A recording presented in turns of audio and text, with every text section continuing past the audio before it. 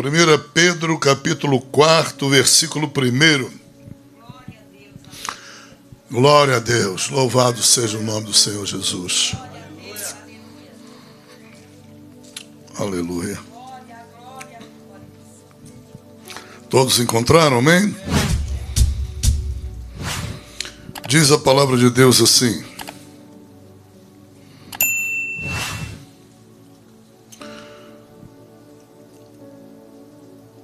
ora, pois, só um versículo, vamos ler juntos. Ora, pois, já que Cristo padeceu por nós na carne, armai-vos também vós com este. Olha o que Deus está dizendo. Ele está dizendo que o nosso pensamento é uma arma.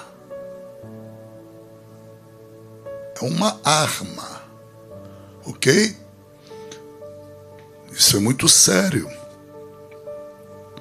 Que aquele que padeceu na carne já cessou do pecado.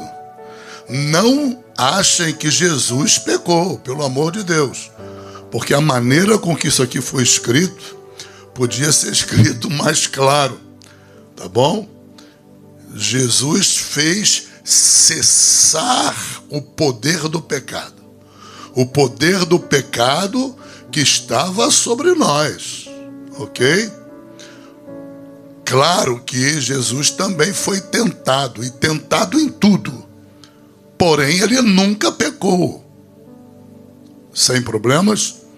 Então, cuidado a maneira com que você vai ler, que aquele que padeceu na carne, está falando de Cristo, já cessou do pecado, ou seja, ele já fez o pecado cessar, né, sobre nós, para que no tempo que vos resta na carne, não vivais mais segundo as concupiscências dos homens, mas segundo a vontade de Deus.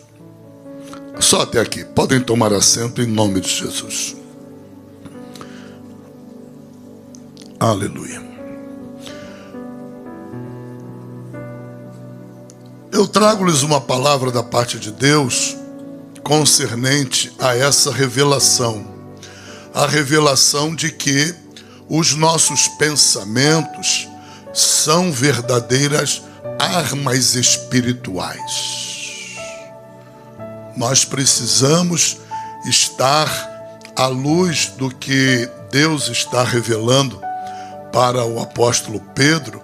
Nós precisamos estar armados com pensamentos. Aleluia. Então, eu venho falar da parte de Deus hoje com vocês a respeito de lhes revelar isto, lhes revelar que os nossos pensamentos são verdadeiras armas espirituais. E Deus espera que nós estejamos armados para enfrentarmos o quê? Aquilo que Jesus enfrentou, né? Ele estava totalmente armado em sua mente, em sua alma. Ele estava extremamente armado para enfrentar todo tipo de perseguições, todo tipo de sofrimentos, todo tipo de dores. Não há absolutamente uma dor que nós possamos sentir que ele não sentiu quando esteve aqui em carne. Não há absolutamente um sofrimento que nós possamos experimentar na nossa vida que ele não tenha experimentado em carne também. Ele passou por tudo que nós passamos. Ele experimentou tudo, mas sem pecado. Ele disse: quem dentre vós me acusa de pecado? Ele enfrentou sem pecar. Por que que ele enfrentou sem pecar? Porque ele estava armado. Ele não se desarmava das armas espirituais que o Pai lhe havia entregue. Isso é tão verdadeiro que ele chega ao ponto no Evangelho de João dizer: eu não vim fazer minha vontade.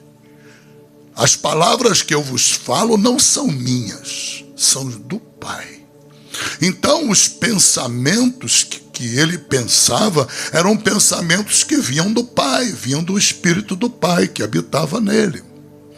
Entenda em nome de Jesus Cristo, a razão pela qual Jesus Cristo conseguiu fazer cessar o poder do pecado foi estar armado para vencer o poder do pecado, que também veio sobre ele para tentá-lo, para prová-lo. Ele foi tentado e provado de todas as maneiras as quais nós somos tentados e provados. Mas por ele estar armado com armas espirituais, e essas armas espirituais aqui, nesse contexto, significam os pensamentos, isso fez com que o Espírito desse ao apóstolo Pedro essa revelação e dissesse para ele: escreve para a minha igreja, ensina ao meu povo que os pensamentos que passam pela cabeça do meu povo são verdadeiras armas espirituais. Elas podem ser usadas de uma maneira ou de outra maneira. Há muitos que usam armas espirituais, as armas espirituais do pensamento, contra si mesmos, não é? Para o pecado. E o apóstolo Pedro nos ensina aqui que nós precisamos estar armados com os pensamentos, não é assim que ele diz? Armai-vos também vós com este pensamento, não é? Que pensamento? O pensamento que ele acabou de dizer. Lembre-se que Cristo padeceu na carne. Ele sofreu. Ele sentiu dor. Ele foi traído. Ele foi rejeitado. Ele sofreu chicotadas terríveis. Menosprezo das multidões que foram abençoadas por ele. Ele experimentou toda sorte de abandono. Entende? Então, o apóstolo Pedro está dizendo: cuidado com a mente de vocês. Cuidado com os pensamentos, porque os pensamentos são armas espirituais. Observa de novo. Ora, pois que já Cristo padeceu por nós na carne, armai-vos vós com este pensamento. Aleluia. Como é que nós nos armamos com um pensamento? Sabendo coisas que temos que lembrar. Porque se nós não soubermos aquilo que Deus nos mostra como indispensáveis para nos capacitar a enfrentar uma situação, se nós não soubermos, o nosso desconhecimento destrói a arma. O que nos permite usar a arma, o que nos permite transformar um pensamento numa arma espiritual, é sabermos algo que Deus precisa que nós saibamos. Lembra-se que Deus disse: o meu povo perece por falta do conhecimento? Conhecimento é saber. Conhecimento é saber. Na medida em que eu tenho que enfrentar situações na minha vida, eu preciso saber algumas coisas vindas da palavra de Deus. Eu preciso conhecer algumas coisas vindas do Espírito de Deus, para, sabendo estas coisas, eu formar um pensamento e me guiar naquele pensamento. Deus chama esse pensamento, que é fundamentado no conhecimento de algo espiritual, de arma. De arma. Lembra do texto sagrado que dizia que as nossas armas não são carnais, mas são espirituais em Deus, são poderosas em Deus para destruir fortalezas, argumentos, acusações, imputações, são fortalezas, menosprezos, conceitos, valores. Então, a única maneira de nós usarmos essas armas espirituais para destruição de fortalezas é através da arma do pensamento. E para que eu use o pensamento de forma correta, apta, para que a arma dispare, para que ela não engasgue, para que não haja um acidente no uso da arma, é preciso que a munição seja apropriada para a arma. Qual é a munição? Saber. Saber algo da parte de Deus concernente àquilo que vamos enfrentar. Porque se nós não soubermos algo da parte de Deus sobre aquilo que vamos enfrentar, nós estaremos desorientados diante de uma situação que pode nos causar dor, pode nos causar sofrimento, não é? Estaremos desorientados, impotentes diante da situação, sem saber como devemos enfrentar o problema, como enfrentaremos uma tentação, como enfrentaremos uma provação, como enfrentaremos uma situação que nos ponha em risco de perdermos até mesmo a vida eterna, e outros riscos também, espirituais ou não, não importa, até materiais, físicos, são riscos que podem nos envolver. Olha aqui, o contexto histórico desse capítulo, lembrem disso. Esse capítulo, ou esse livro de Pedro, ele foi escrito para uma igreja que estava vivendo ameaças de mortes por todos os lados. Era o período de Nero no Império Romano. Era o período neroidiano. Quando você fala de Nero, você lembra crueldade, barbárie. Deus está falando aqui, do ponto de vista histórico, com uma igreja que estava para enfrentar a barbárie da perseguição.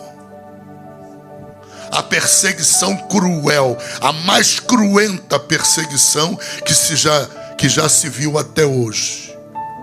Só haverá, diz a Bíblia, uma perseguição tão bárbara e tão cruel, e mais bárbara e cruel do que aquela na grande tribulação. Na grande tribulação. A grande tribulação vai fazer com que o anticristo tenha quase a unanimidade do mundo, cabeça feita por ele.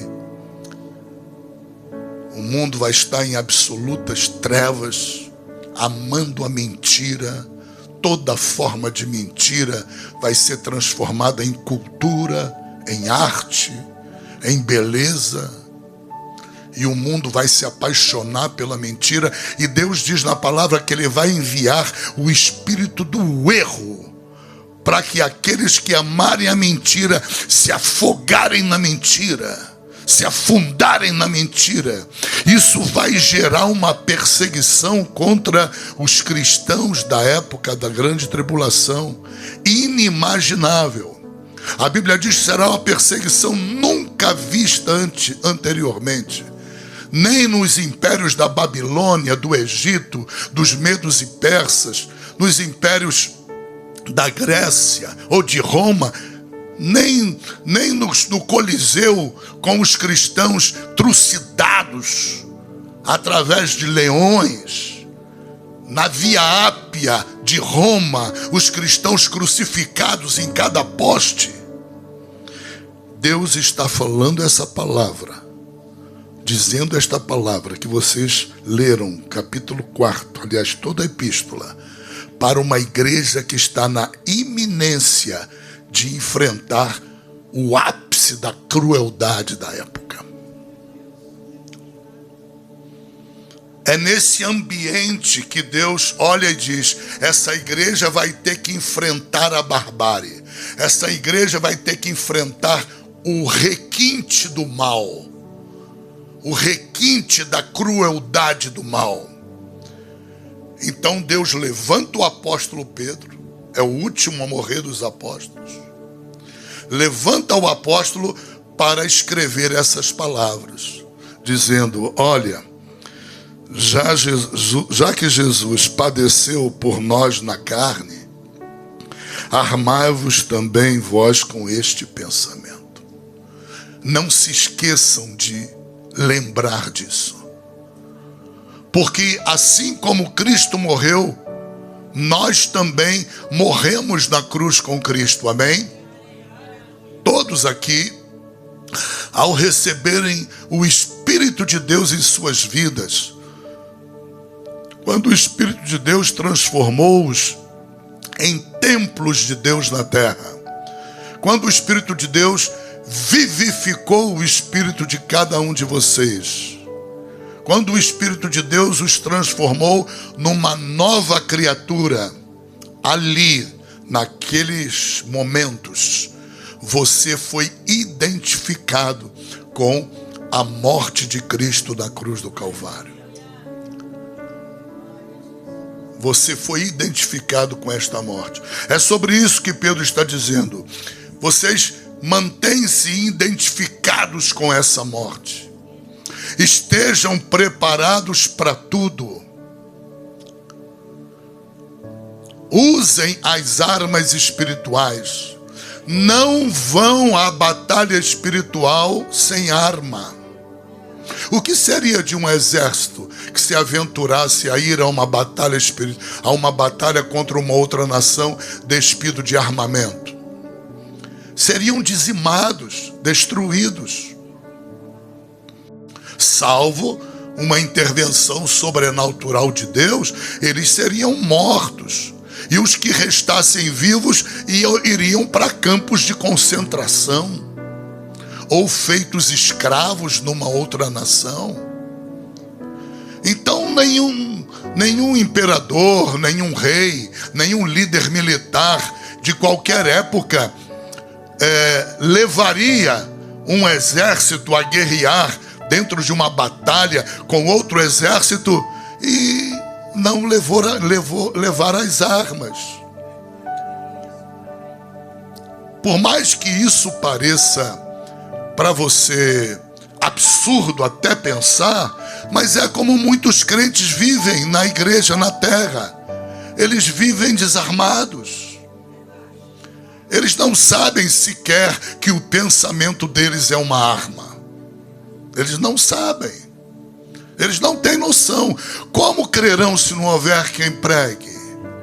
Como aprenderão se não houver quem ensine? Não tem chance. Entenda em nome de Jesus Cristo.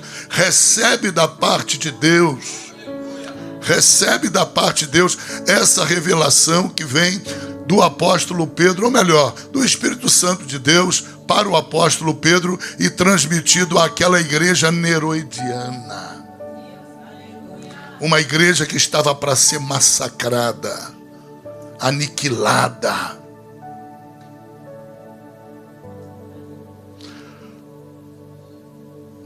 É importante você entender que Jesus disse: no mundo tereis aflições. Capítulo 16 de João. No mundo tereis aflições, mas tende bom ânimo, eu venci o mundo. Então, as aflições, elas são próprias, inerentes da vida cristã. Cuidado em ficar pregando para novos convertidos ou para prosélitos, né? Candidatos a novos convertidos. Cuidado em ficar pregando um mundo da Disney, um mundo da magia, sabe? Um mundo de um cenário maravilhoso que vai começar a acontecer a partir da conversão. Não há evangelho mais espúrio do que esse na terra. O que liberta é a verdade. Se a pessoa não for liberta pela verdade, não vai ser você pregando uma doutrina da Disney World que vai levá-lo para Deus. Não vai. Não adianta vender para a pessoa ou levar para a pessoa um produto do mercado dos sonhos. Não adianta. Nós temos que levar a palavra da verdade.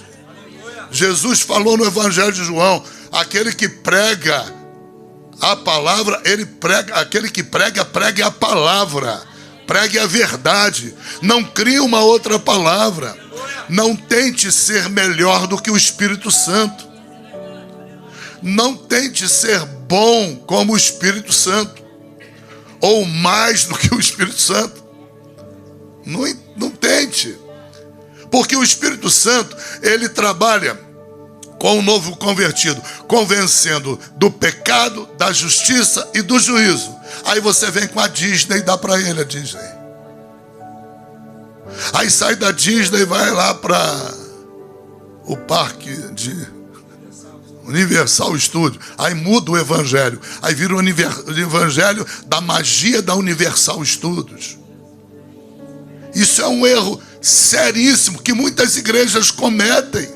Eu sei que o resultado, aparentemente, é um resultado numericamente mais massageia mais o ego dos pastores e das igrejas. Mas no fundo, os que vão ser arrebatados serão uma minoria, se é que vai ter alguém ali. Acho que nem o pastor é arrebatado. Porque o evangelho, por mais boa intenção que se tenha, o evangelho não é uma coisa que você pregue porque você é uma pessoa bem intencionada. O cemitério está cheio de bem intencionados. O inferno também. Entenda. O compromisso que nós temos com Deus e Deus conosco é de Deus nos confiar a mensagem da verdade. E a mensagem da verdade é você preparar a pessoa. Deus vai protegê-la, sim, em meio à tempestade. Porque quando ela se batizar, quando ela se converter, a tempestade está apenas começando. O vento vai estar apenas começando.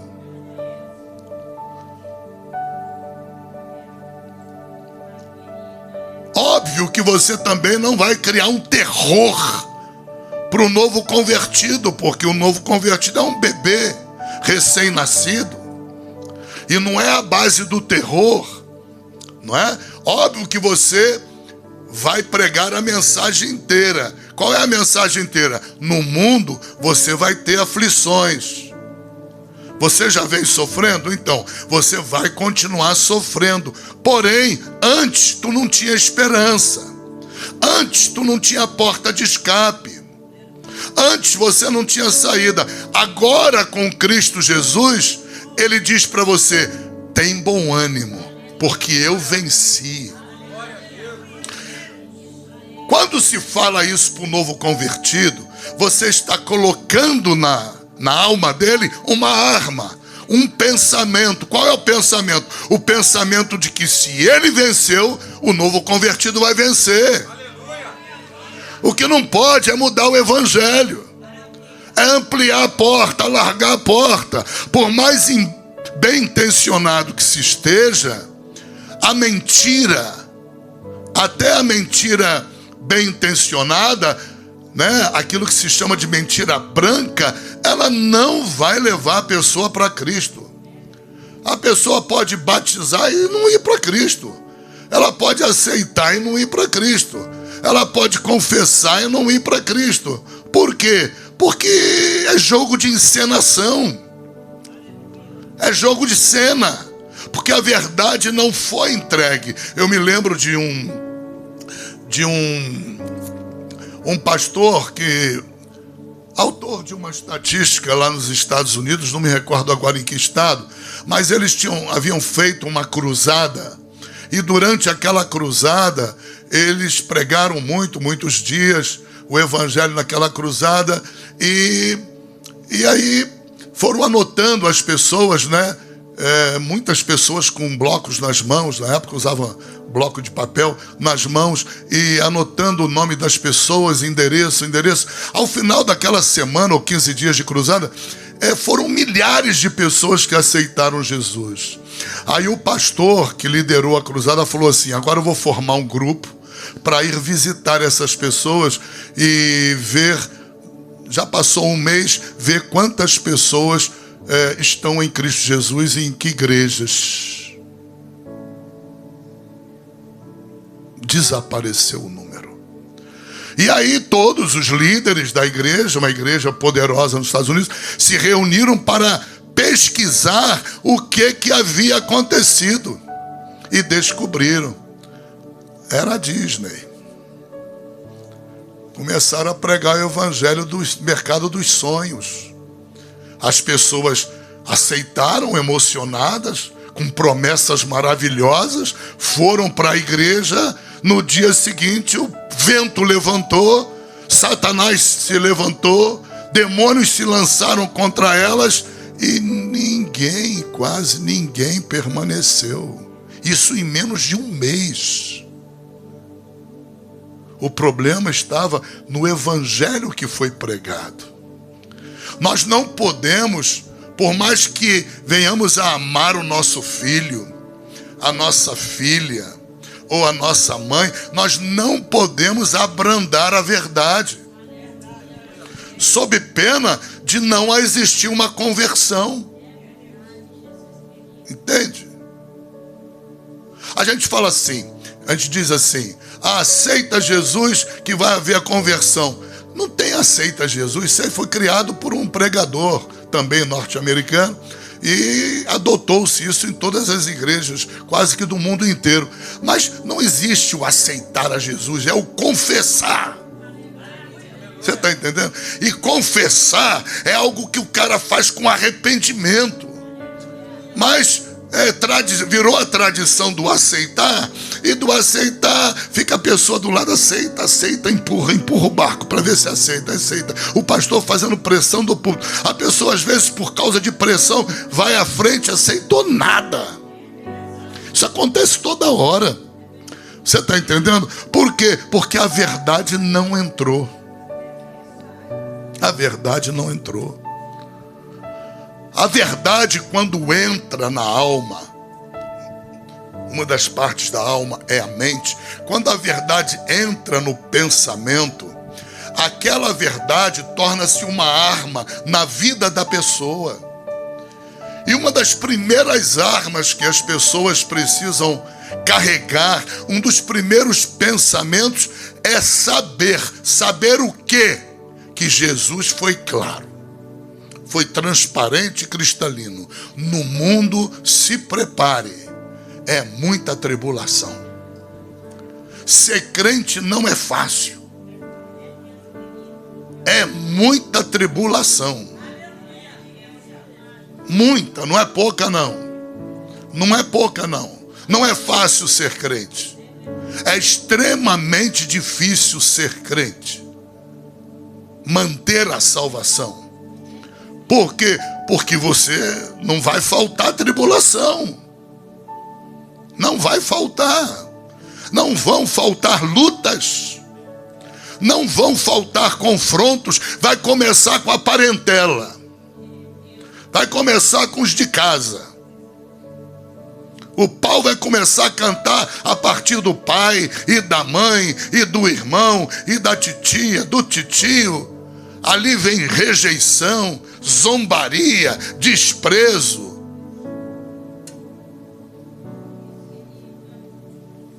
Como é que o novo convertido suporta? Ele suporta com as armas do pensamento na mente dele. Mas para essas armas estarem azeitadas, desenferrujadas, desobstruídas, né? Para que elas possam ser aptas como verdadeiras armas de batalha espiritual, de guerra espiritual, você tem que saber. O saber é o segredo. Tem que saber.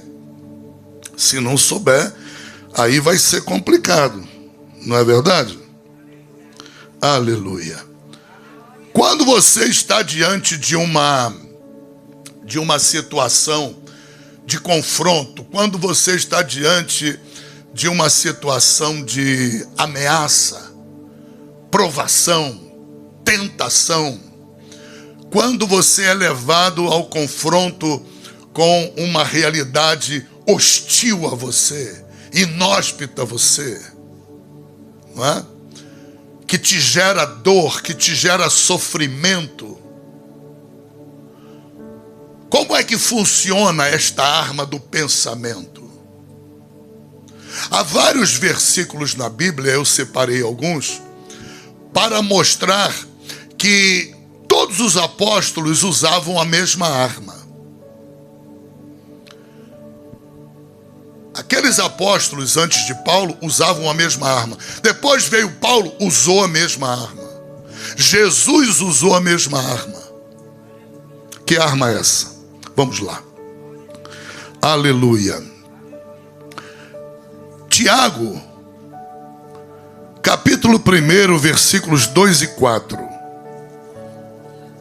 Olha o que Tiago declara. Vamos começar por aí que é mais simplesinho. Tiago declara assim: meus irmãos, tende grande gozo, ou seja, tenha muita alegria. Está entendendo? Tende grande gozo, parece linguagem de Luiz lá da França. Tenha muita alegria quando cairdes. Meu Deus, coisa louca. Quer dizer, eu vou cair e vou ter que ficar alegre. É desse jeito. É desse jeito. Quando cairdes em várias provações. Onde está tentações, bota provações, porque Deus a ninguém tenta. Sabendo que a prova da vossa fé produz paciência. Eu não gosto da palavra paciência, eu prefiro a perseverança. Mas aí você escolhe uma ou outra, tá bom? Perseverança. Tenha, porém, a perseverança a sua obra perfeita, para que sejais perfeitos e completos, sem faltar em coisa alguma. Quem não tiver sabedoria, peça a Deus. Olha o que Deus está transformando, revelando. Ele está dizendo que o fato de você sofrer dentro de um ataque, você foi lá para fora, missionária ali que é professora na evangelização e tem talento de Deus mega para isso. Ela está lá fora e de repente alguém do povo começa a xingá-la, a menosprezá-la, ridicularizá-la, zombar dela, ela com a Bíblia na mão, falando da palavra de Deus. O que Deus está dizendo para ela estar armada? Ela tem que estar armada com o pensamento que diz para ela: saiba que você tem que sentir gozo, alegria por causa dessas injúrias. Se ela não ficar armada com esse pensamento, está arriscado ela dar uma bofetada no camarada. Está arriscada dela chamar o guarda e pedir para interferir. Porque há pessoas que vão xingá-la de palavras horríveis. Há pessoas que vão ameaçar bater nela. Dá para entender? Então Deus está mostrando que o nosso pensamento, ele é uma arma, desde que a gente saiba qual é a bala da arma. A bala da arma aqui é sentir prazer nas ofensas, sentir gozo, alegria. E Deus não falou só gozo, falou muito prazer, muito gozo, muita alegria. Deus está querendo dizer, ô missionária Lucilene, há um eterno peso de glória para cada palavrão que tu está escutando. Há um eterno peso de glória para tudo que é ofensa que tu está recebendo. Então, para que ela possa absorver a pancada da dor, absorver a pancada do sofrimento, porque dói profundamente, vai contra a alma da pessoa. Ela está ali fazendo o bem, querendo levar a pessoa para o céu, não deixar a pessoa se perder na eternidade, mostrando para a pessoa que o bem mais valioso dela é a alma dela e a vida eterna dela. E ela foi achincalhada, menosprezada, aviltada na sua honra de mulher. Ou você, na tua condição de homem, lá numa situação dessa, entenda, só resiste aquele que está armado. Por isso que é importante orar antes de sair. Porque se você não ora, você não está se armando, você não está se preparando. Não é? As pessoas saíram para evangelizar na madrugada, levar comida para os mendigos, aqui na Barra, ou Cidade de Deus, ou Centro da Cidade. É uma situação que gera perigo, gera confronto. É muito perigoso. O ataque pode vir de onde você não espera. Eu, uma certa feita, estava subindo um monte com uns 20 homens. Não, 20 não. Uns 15 homens. Exagerei, porque acho que num carro não cabia isso tudo. Era uma van da igreja. Uns 15 homens por aí. E nós estávamos na beira de subir o Monte Tinguá, em Nova Iguaçu. E tinha um barzinho ali, aberto até tarde. Era o lugar que a gente comia um pão com queijo. Aquele pão de última hora para dar energia para subir o monte, né? Eu ia passar a madrugada lá. Quando eu estou dentro do bar, e todos ali escolhendo, um está escolhendo um saco de amendoim para botar no bolso, outro uma paçoca, outro isso, outro aquilo. Me entra um homem disparado, ensanguentado. E ele se acercou de mim, não sei porquê. Talvez porque eu fosse o mais velho ali. Ele se acercou de mim, se agarrou ali na minha cintura para eu protegê-lo. E eu não sabia o que tinha acontecido. Quando de repente entram os policiais com arma em punho. Entrega ele para nós. Falei, bom, só se você me der o teu número de polícia, me der isso, me der aquilo, dizer qual é a delegacia que tu vai levar. E o policial viu que eu estava com 15 homens, mas tudo crente. E eu também desarmado. Qual era a arma que eu tinha? A arma do pensamento. A arma do conhecimento. E através daquela arma, Deus protegeu o rapaz. E ele talvez fosse poupado de morrer naquela madrugada. Não é? Poupado de morrer. Então, põe isso na tua mente. O pensamento é uma arma. Você tem que ter certos conhecimentos em cada situação para que esta arma seja utilizada. Entende? Então Tiago diz isso. Abre lá em Filipenses. Vamos com Paulo agora. Olha o que Paulo diz à igreja de Filipos. Filipenses capítulo 1, versículo 29. A vós vos foi concedido, em relação a Cristo, não somente o crer nele, como também o padecer por ele.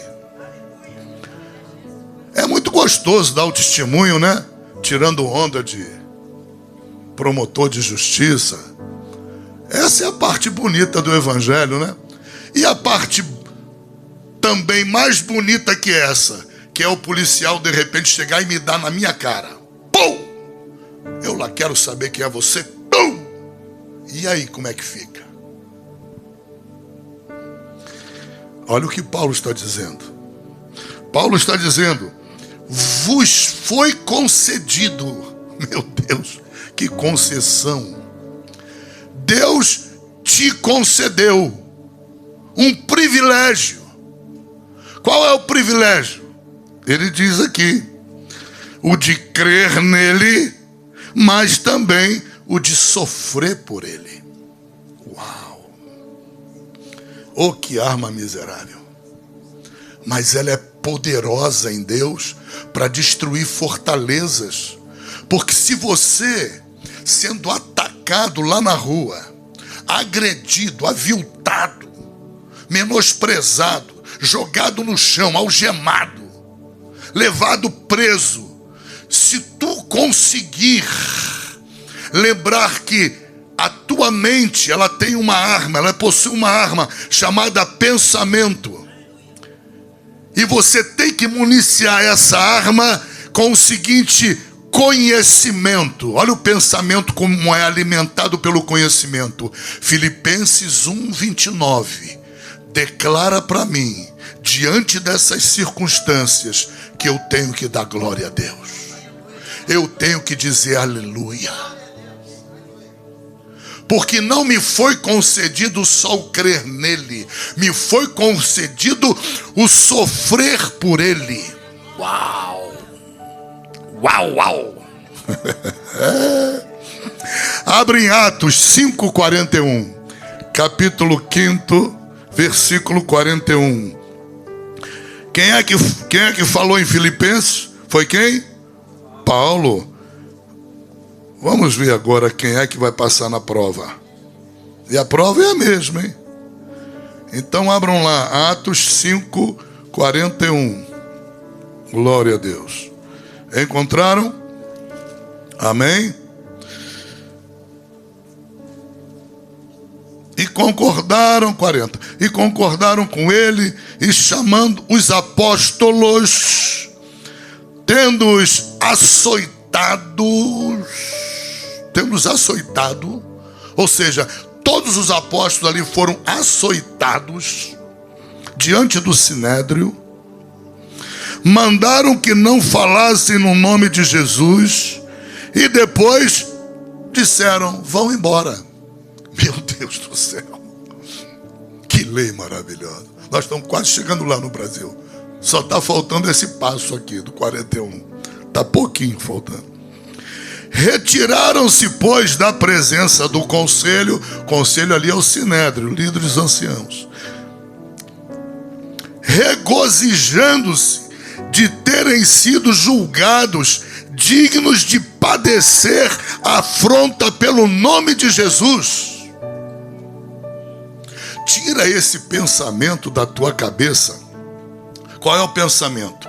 Você está evangelizando alguém no ônibus, vem alguém, te ameaça, dá a mão na tua cara, você diz para o camarada: olha, até aqui eu caminhei contigo, mas o demônio não vai sair em nome de Jesus, vai sair com um murro que eu vou te devolver na cara.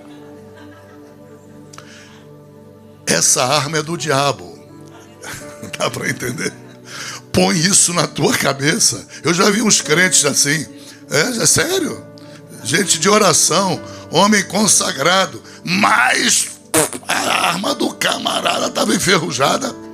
Ele foi surpreendido, porque essas provas vêm na surpresa. Elas não acontecem com anúncio de 24 horas. Deus não te dá o sonho que amanhã você vai ter um encontro no ônibus com um demônio desse. Ou seja, o fator surpresa, o próprio Deus usa para te provar, para te testar, para saber até que ponto a tua fé está edificada, até que ponto a tua carne grita por justiça própria. Olha aqui, gente, retiraram-se do sinédrio se alegrando de terem sido julgados dignos de padecer a afronta pelo nome de Jesus. Veja o que Paulo disse em Filipenses. A mesma coisa. Paulo foi provado e teve que usar essa arma. O pensamento com essa sapiência, com essa sabedoria. Com consciência da verdade de Deus para aquele momento. E os apóstolos todos juntos, num teste só, num único momento. Não foi um teste separado, foram todos juntos ao mesmo tempo. O que se torna pior, por quê? Porque quando você tem um grupo de homens, é próprio um dar força para o outro. Basta um ter um pouquinho de carnalidade que a carne pega nos demais. Dá para entender? Quando a pessoa está sozinha, ela talvez seja mais propícia para ela é mais capacitada a reagir com humildade. Mas quando ela está em quantidade, a prova é maior. E ali todos foram provados. Aleluia. Abre a tua Bíblia, 2 Coríntios 12, 10. Aleluia. Diz a palavra de Deus assim, pelos lábios do apóstolo Paulo: sinto prazer nas fraquezas, nas injúrias, nas necessidades, nas perseguições e nas angústias, por amor de Cristo Jesus. Aleluia. Então Deus está dizendo para mim e para você: lembrem-se que vocês possuem uma arma. Nenhum exército vai à guerra. O império das trevas não pode ser atacado por um exército desarmado. O exército da luz, o exército de Deus, nós como soldados de Deus, devemos atacar as trevas armados, não desarmados. Se nós não tivermos as armas de Deus, espirituais, lembre-se, não podemos estar armados com as armas carnais. O soco na cara, o palavrão, a cusparada contra a pessoa, blasfemar contra a salvação da pessoa, amaldiçoá-la. Toma muito cuidado, porque as armas a que Deus se refere são armas espirituais. Essas é que são poderosas em Deus para destruir fortalezas do diabo. Essas são poderosas em Deus para você ter um enfrentamento contra as trevas. Não adianta de outra maneira. Não adianta, não funciona. E aí Paulo disse: eu me alegro, eu sinto prazer. Aí ele vai fazendo relatório. Crente, você está se sentindo fraco? Sinta prazer na fraqueza. Você está se sentindo angustiado? Sinta prazer, alegre-se com a angústia. Está se sentindo triste, perseguido? Sinta prazer. É a mesma Bíblia, é o mesmo Espírito. Voltou para Paulo. Mas todos os apóstolos passaram. Nós também passamos. Deus está dizendo: você quer enfrentar como Cristo Jesus enfrentaria uma situação de dor, de sofrimento? Você quer enfrentar? Armai-vos. Arme-se. Não vai enfrentar as lutas, não vai enfrentar a dor, não vai enfrentar o sofrimento sem as armas, sem você estar armado. Armado com o quê? Com pensamentos. Esses pensamentos têm que estar carregados de uma munição. Qual é a munição? Saber a verdade do que Deus quer como reação tua para aquela situação. Para aquela situação. Aleluia. Louvado seja o nome do Senhor. Glória a Deus. Abra em Atos capítulo 14, versículo 28. Por que que isso é fundamental? Porque o nosso caminho cristão, quanto mais nós nos envolvermos com a obra de Deus, quanto mais nós produzirmos frutos para os céus, quanto mais nós seguirmos a Cristo com fidelidade, maiores serão as lutas.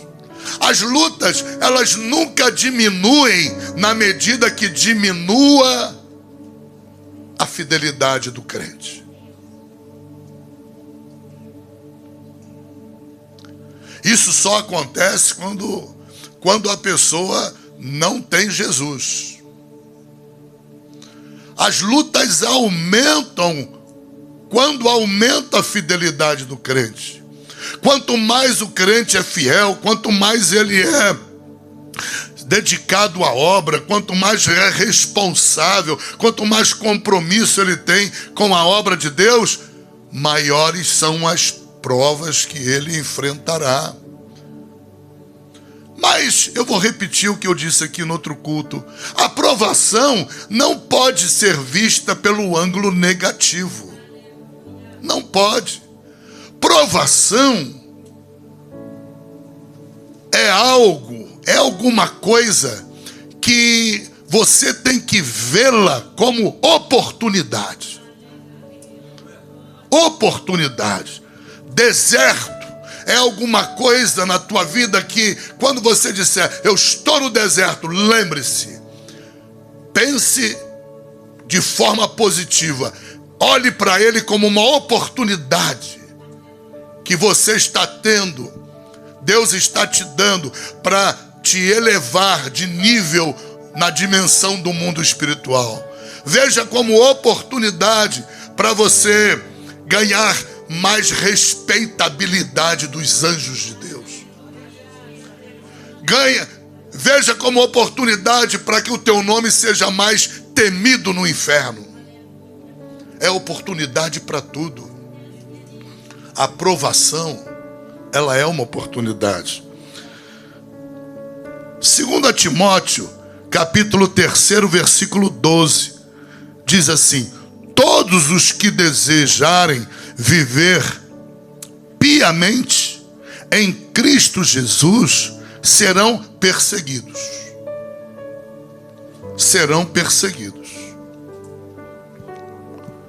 Então, na medida em que nós desejarmos exercitar a piedade, na medida em que nós quisermos crescer em fidelidade a Jesus, devemos estar conscientes e preparados, armados na mente, armados no pensamento, armados no conhecimento da palavra de Deus, a ponto de estarmos preparados para o confronto. Que confronto? Perseguições, angústias, sofrimentos, dores.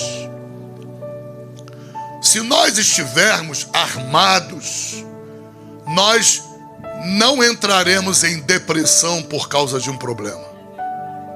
Nós não seremos afogados no mar da tristeza por causa de uma situação. Nenhuma situação nos afogará. Nenhuma situação terá poder de anular a nossa condição de servos de Deus, filhos de Deus, homens e mulheres de Deus. Aleluia. Porque Jesus disse: no mundo tereis aflições. E aqui em Timóteo, Paulo escreve para Timóteo, orientando o pastor Timóteo, dizendo: olha, todos aqueles, meu pastor, que quiserem viver com a vida no altar, vão padecer perseguições. Observa a palavra de Deus em Atos dos Apóstolos, capítulo 14, versículo 28. Capítulo 14, versículo 28. Aleluia.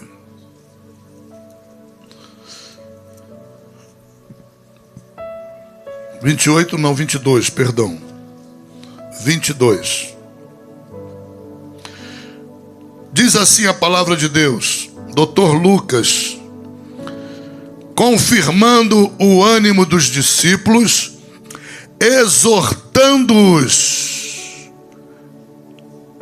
aleluia, exortando-os a permanecerem na fé, pois que por muitas tribulações nos importa entrar no reino de Deus. Nós entraremos no reino de Deus? Sim, a Bíblia está dizendo, mas à base de suportar muitas lutas, muitas tribulações, muita tristeza, muita angústia. Aleluia. E isso não pode ser motivo para abatimento espiritual. Não pode ser motivo para enfraquecimento espiritual, para perder o ânimo. Por quê? Porque há uma arma de um pensamento na Bíblia que diz o quê? Que diz que Cristo, ele venceu Satanás na cruz do Calvário. Ou seja, o inimigo de nossas almas, ele é um perdedor, ele já perdeu, ele não vai perder, ele já perdeu. Os demônios já perderam para Cristo. Foi isso que Jesus disse, no mundo tereis aflições, mas tem bom ânimo, eu venci. É como se ele estivesse dizendo, vocês vão vencer. Não por causa de vocês, vocês vão vencer no poder do meu nome. Vocês serão vencedores pelo poder do meu Espírito. Vocês serão vencedores por causa do meu sangue. Dá para entender? Então, é suportar a tristeza, suportar a angústia, com o que arma? A arma do pensamento que diz o quê? Diz, é um privilégio. É um privilégio que Deus nos concede. Não só o de crer, mas o de padecer por Cristo. Então, se o meu sofrimento não é um sofrimento fruto do meu erro, se ele não é um sofrimento fruto do meu pecado,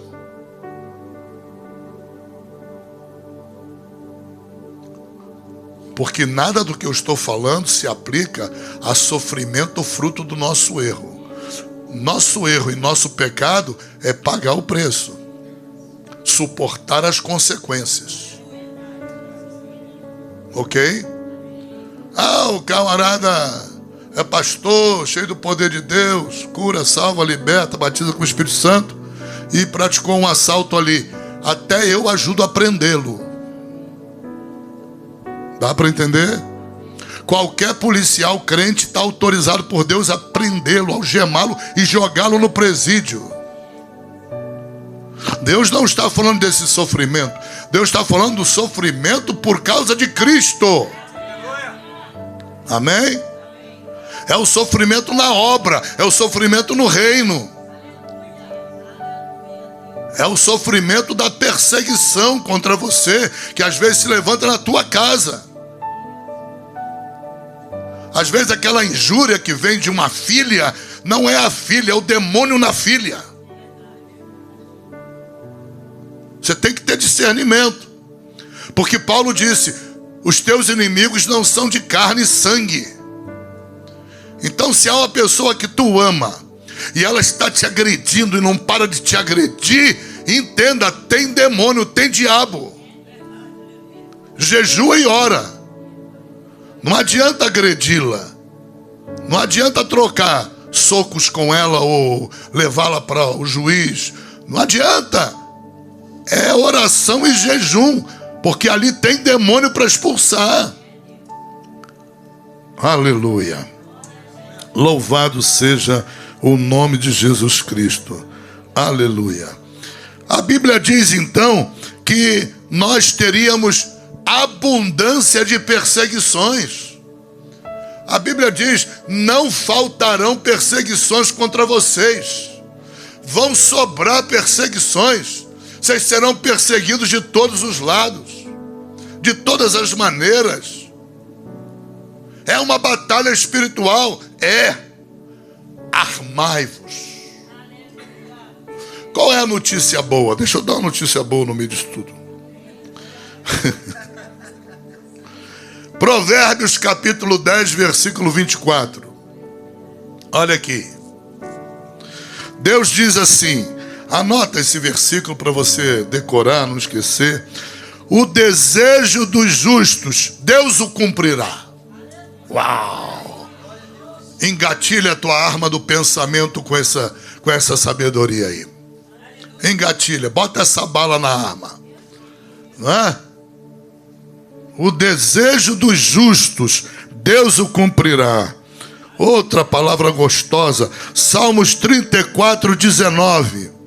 Muitas são as aflições do justo, mas o Senhor os livra de maioria.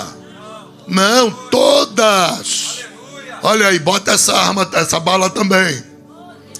Coloca esse pensamento. Porque são esses pensamentos que te trarão para o equilíbrio na hora da tempestade. Dá para entender?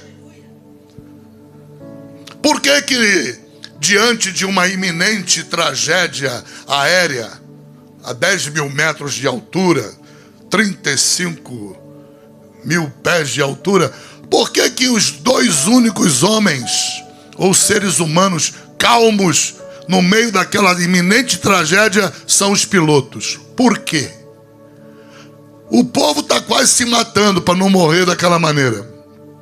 O povo enlouquece, pira, grita, berra. É um desespero total.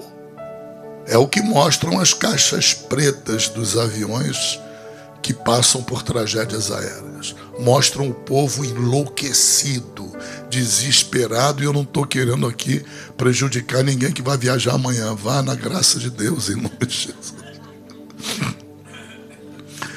Mas todas as caixas pretas nunca mostram pilotos apavorados. Você não encontra. Qual é a explicação? É o treinamento. Por isso a igreja.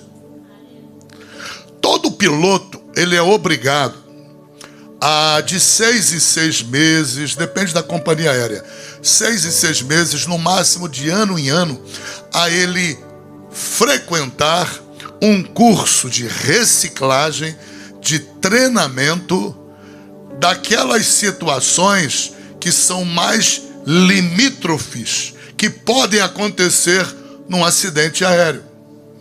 Para isso existe um aparelho lá, um high-tech, né, de alta tecnologia, que simula com absoluta quase exatidão um voo. E ali dentro daquele simulador, os pilotos simulam situações de todo tipo. Aperta aquele botão lá. O que tem aí? Vai simular agora uma tempestade cáustica a 35 mil pés de altura. E o outro botão, aquele outro ali, vai simular uma turbulência que pode levar o avião a desintegrar. Eles simulam. Eles simulam para quê? Para os pilotos adaptarem-se àquele ambiente de perigo.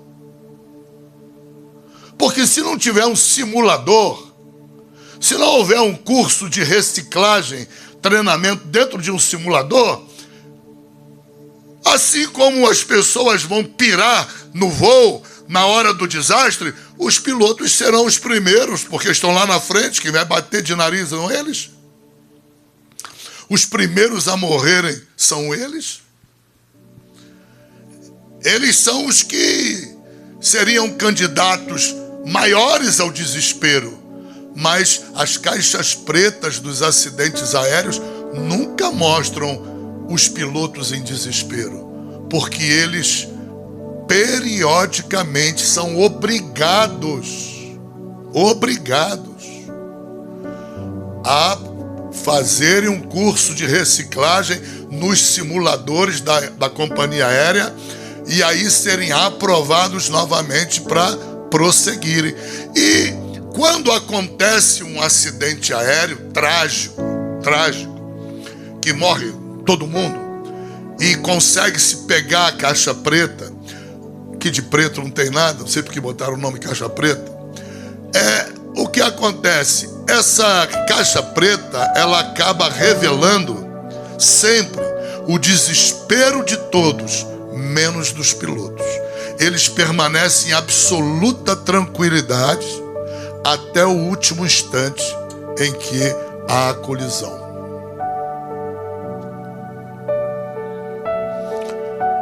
Por isso a igreja existe, amado. Isso aqui é um grande simulador de pilotos. Todos nós somos pilotos nesse grande avião chamado Terra. Estamos sujeitos a turbulências repentinas, não é? Eu me lembro que eu fiz o voo mais terrível da minha vida. Foi quando eu peguei um voo de Santiago para o Rio de Janeiro.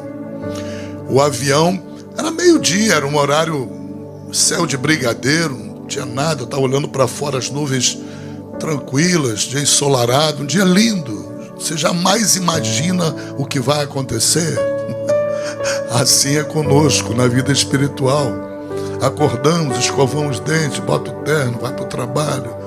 Céu de brigadeiro, verão carioca, né? Planeja o mar logo mais. Tá? Aí no meio do dia entrou uma turbulência. Quando o avião cruzou a Cordilheira dos Andes, ele pegou um vento, aquele vento, um tufão, sei lá como é que está o nome daquele tipo de vento, que o vento soprava em cima do avião, o piloto lutando para controlar o avião, não deixar ele dar parafuso, o vento jogando o avião para o lado, o piloto pegando uma outra rota, não é, que fugisse daquela posição do vento. Eu entreguei minha vida ali. Falei, Jesus, em tuas mãos tem o meu espírito. Se tiver aqui para a glória, não tem jeito. Eu vi a morte na minha frente. As aeromoças se jogaram no chão. Foi a hora delas servirem um almoço. Elas se jogaram no chão. Comida varou para todo lado. Os pilotos lutando para equilibrar o avião. 30 minutos de guerra para o avião não desintegrar. Bom, não desentregou primeiro porque Deus prorrogou a vida de todos ali. E em segundo lugar, deveu-se à tranquilidade dos pilotos. Quando eu vi, meia hora depois, o nosso trajeto para o Rio era sobre a terra, não era sobre o oceano. Ele estava no Oceano Atlântico. Ele fugiu das cordilheiras ao Oceano Atlântico. Foi aonde o vento cessou. Aí ele foi em direção ao norte, ao Rio de Janeiro. Isso é repentino. Você está numa madrugada num avião, dormindo um sono tranquilo, e de repente passa por cima da selva amazônica. O camarada resolve cruzar, não deve, mas às vezes os caras, por alta afirmação, né? Ou porque recebem ordem da companhia, nunca a verdade é descoberta. Eles vão e enfrentam acúmulos nimbus. O que é acúmulos nimbus? É a pior nuvem para avião que existe. Aquelas nuvens negras. Há ventos dentro daquelas nuvens, há ventos de sei lá quantas milhas ou quilômetros por hora. São capazes de derrubar um avião, como derrubaram um avião da Air France, que saiu de São Paulo em direção a Paris. Quando chegou na altura de Fernando de Noronha, no meio da madrugada, o piloto mais velho, né, o líder, comandante, falou para os outros: eu vou ao banheiro, vocês fiquem aí. E quando ele voltou do banheiro, ele olhou para frente e falou: ah, é uma Cumulus Nimbus. E aí entraram na Cumulus Nimbus. E quando entraram na Cumulus Nimbus, meu Deus do céu, que desgraça terrível. Eu tô rindo, não sei porquê. Tragédia, né? Morreu todo mundo. Pleno Oceano Atlântico. Sobrou ninguém. Espatifou tudo. O avião despencou, perdeu altura, não é?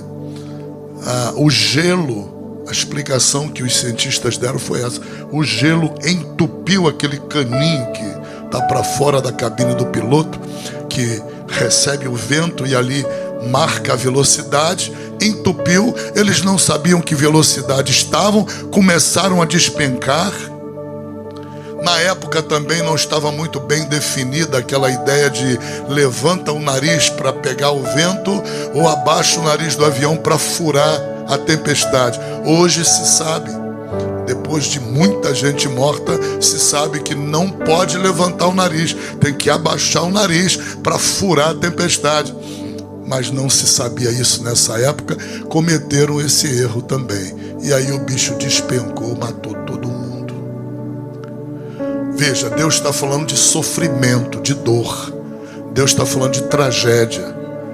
A única condição de nós sobrevivermos, honrando a Deus diante de uma perseguição, diante de uma luta, diante de um sofrimento, uma dor, entenda, armai-vos com pensamentos, sabendo em primeiro lugar que Jesus não mentiu, ele disse a verdade: no mundo tereis aflições. Então esquece Evangelho segundo Disneylândia, esquece esse negócio, tá bom? Isso é evangelho falso, que não traz ninguém para Cristo. Eles ficam um tempo com Cristo e depois vão embora. Segundo lugar, Jesus Cristo foi claro que ele venceu o mundo. Então, se ele venceu, nós venceremos. As lutas nós venceremos, porque a Bíblia diz que nem mesmo se nos matarem, nós perderemos. Até mesmo suportando a morte, nós seremos vencedores, mais do que vencedores, em Cristo Jesus. Amém? Aleluia. Louvado seja o nome do Senhor, em nome de Jesus. Agora, para encerrar, outra notícia maravilhosa. 1 Coríntios 10, 13. Não veio sobre vós tentação senão humana, mas fiel, lembre-se disso, tem que saber disso. Fiel é Deus, que não vos deixará vos deixará tentar acima do que vós podeis suportar. Antes, com aprovação, dará também o escape, para que possais prevalecer ou suportar. São palavras que têm que estar na nossa mente nas horas de dor, nas horas de perseguição, de confronto. São textos bíblicos e eu citei a todos eles aqui, para que vocês anotem em casa, reflitam, se alimentem desses textos bíblicos, tá? Na medida em que você oxigenar o teu cérebro, a tua mente desses textos da palavra, esses textos são palavra de Deus. A palavra de Deus é espírito e vida. Eles vão vivificar-nos na hora da luta, na hora da angústia, na hora da tribulação. Vai haver um processo de vivificação sobre nós. Amém? Vamos estar de pé em nome de Jesus. A Deus seja a honra, a Deus seja a glória, o louvor para todos sempre. Amém? Por que o Senhor falou todos esses textos? Porque vocês têm que estar armados o suficiente, né? Ninguém pode estar armado de forma insuficiente, tem que ser com suficiência. Vamos orar a Deus. Pai, Te damos graças, Senhor, em nome de Jesus Cristo, por Tua santa palavra, Pai. Teus filhos e eu já fomos lavados pela palavra, Senhor, da pregação, Pai. Em nome de Jesus Cristo, sustenta-nos, Pai. Como disse o profeta Naum, capítulo 1, versículo 3, o caminho do Senhor é na tormenta, não é na Disney. O caminho do Senhor é na tempestade, não é na Universal Studios, não é no mercado de sonhos, da magia, é na tempestade. Oh, meu Pai, nos capacita, Pai. Faz da Tua igreja um verdadeiro simulador, Pai. Em nome de Jesus, para que na hora do confronto não haja crentes desesperados, correndo como loucos, desorientados, fracos de um lado para o outro, que nós possamos estar de pé diante de qualquer quadro, Senhor, em qualquer situação, com a mente armada, Senhor da glória, em nome de Jesus, com o espírito armado também, para podermos ter vitória, Senhor, para podermos Te honrar na beleza de Tua santidade, Pai, em nome de Jesus Cristo, Senhor. Vai em nome de Jesus, Pai, enchendo os Teus filhos, meu Pai, enchendo os Teus filhos de bons pensamentos, enchendo os Teus filhos, meu Pai da glória. Oh, meu Pai, dá a eles essas armas espirituais, Pai, que são poderosas em Ti, poderosas no Teu nome, no Teu Espírito, Pai. Ah, meu Pai, nutre a mente deles, a alma deles, desses pensamentos, meu Pai. Fortalece cada um deles diante de qualquer quadro, diante de qualquer situação, em nome de Jesus, meu Pai da glória. Em nome de Jesus, eu repreendo todo o poder desorientador de Satanás, Pai, que venha sobre a vida deles. Eu repreendo em nome de Jesus todo o poder desorientador das trevas, meu Pai. Em nome de Jesus, eu repreendo todo o poder desorientador do nervosismo, meu Pai, do desequilíbrio, meu Pai, psicológico. Eu repreendo. Oh, meu Pai, a Tua palavra diz: sede sóbrios, sóbrios, conhecendo a verdade, conhecendo a Tua palavra, alimentando a sua alma da verdade, de pensamentos de verdade, pensamentos saudáveis, Pai, pensamentos que protegem, Pai, protege os Teus filhos, Pai, diante de qualquer obra, diante de qualquer quadro, de qualquer perseguição. Protege, Pai, protege essa igreja, protege cada pai de família aqui, cada homem, cada mulher, cada criança, cada jovem, meu Pai. Protege em nome de Jesus Cristo, meu Pai. Fortalece o ânimo, Pai, fortalece, meu Pai, em nome de Jesus. Cobre com Teu sangue, dá livramento, Pai, dá livramento no dia mau, dá livramento, meu Deus, em meio à angústia, em meio à fraqueza, porque a Tua palavra diz: eis que quando estou fraco, aí então eu sou forte. Oh, meu Pai, em nome de Jesus Cristo, Senhor, ministra ao espírito dos Teus filhos nessa noite, ministra a alma das Tuas filhas nessa noite, porque esta palavra não é para eles se preocuparem, Senhor, é para eles praticarem, Senhor. Não é para eles se preocuparem com o resultado. O resultado, oh meu Pai, depende de Ti. O resultado, meu Pai da glória, está em Tuas mãos. O Senhor é responsável pelo resultado. É o Senhor quem tem a responsabilidade do resultado.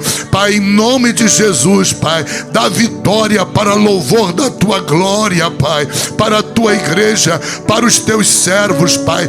Estrutura os Teus filhos na Tua palavra, Pai. Dá estrutura na palavra para eles. Sedimenta Estrutura, Pai, a edificação da fundação da vida espiritual deles.